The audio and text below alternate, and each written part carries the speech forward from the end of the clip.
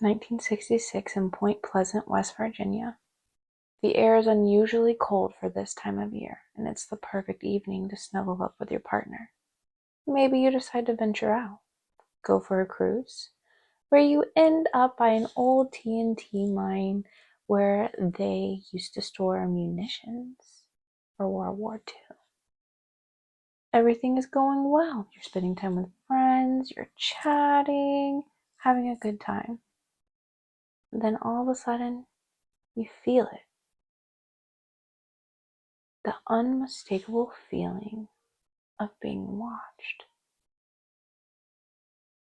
In the cover of nightfall, you look around, and then you see it. A pair of glowing red eyes. Your breath catches in your throat as you freeze under the weight of the creature's stare. What is it? Is it a man? No, it can't be. In a flash, the creature expands its wings and explodes up to the sky. You throw your car into drive and you speed off in a cloud of dust. Just when you think you've lost him, you look in your rearview mirror and you see the creature flying after you. He's keeping up. You drive faster and faster, but the creature is still there. He's still behind you. You notice the massiveness of this monster that's stalking you, his grayish skin stretching across his muscular humanoid figure. He follows you for the most terrifying several miles of your life. And just as the fear is about to suffocate you, you see the lights of your hometown just in the distance. And just like that, you've escaped with your lives. Hello and welcome to our nightmares. I'm Cryptid Chrissy, so grab a blanket, grab a drink, and I never have a drink with me, but grab a drink and get cozy as we dive deeper into the nightmare that is Mothman. Now, just days before this very famous story that is to be called the origination of the Mothman, there was Bandit. Bandit was an adorable German shepherd who belonged to Newell Petridge in Salem, West Virginia. One night, Bandit darts into the woods chasing after these glowing red eyes. His owner goes to follow him in the woods, and all that he finds is little doggy footprints going around in a circle until they just vanish. Now, it's unclear whether this is the true original sighting of the Mothman. One thing is for sure. We would never have heard about Bandit if those brave couples did not come forward a few days later about their experience with Mothman. Now, it's not clear if Mothman just emerged from the depths of hell or if he's from the upper echelons of space. That's the thing about cryptids. Where do they come from? Sightings of the winged creature surfaced for about a year until it came to its peak in December of 1967. Several people reported seeing him just before the tragic Silver Bridge collapse, where 46 people were unalived, many to believe that Mothman is a harbinger of death. Since then, there have been no more sightings of our beloved cryptid in West Virginia, but through my research, I did stumble across sightings in 1999 all the way in Russia. So now we're going to talk about the Russian Mothman. Now, in Moscow in 1999, there was a report in a Georgian newspaper where a Russian UFOologist described seeing the creature. This sighting was linked to the Moscow apartment bombings that occurred shortly after, unaliving 367 people and injuring dozens more.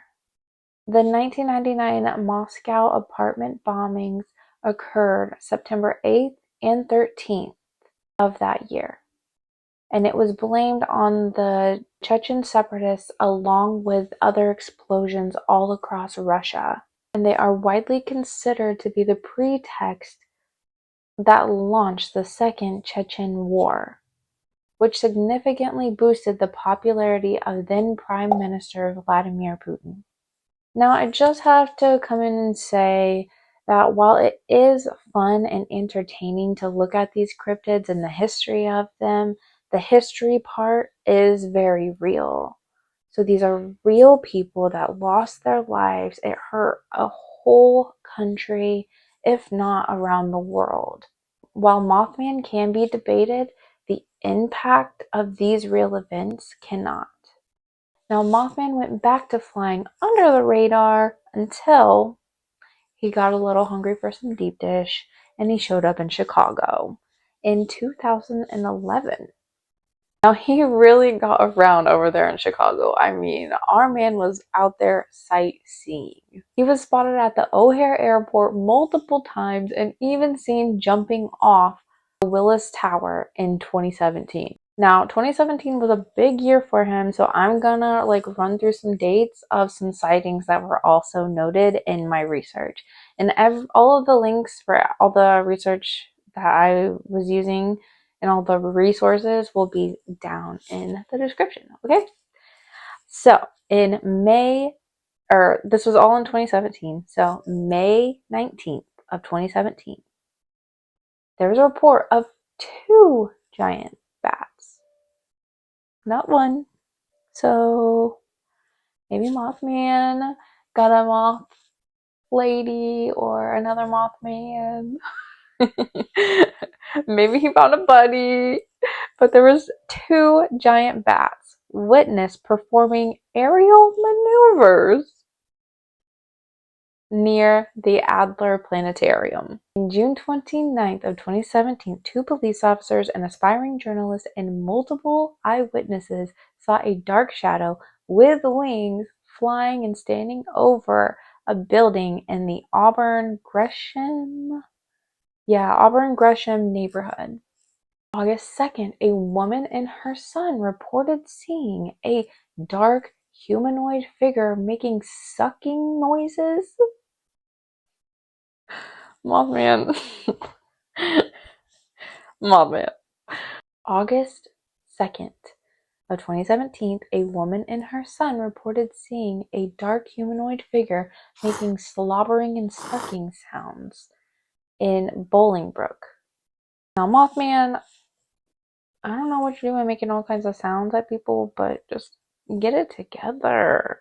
And just 2 days later, on August 4th, there are multiple sightings in 2 different locations.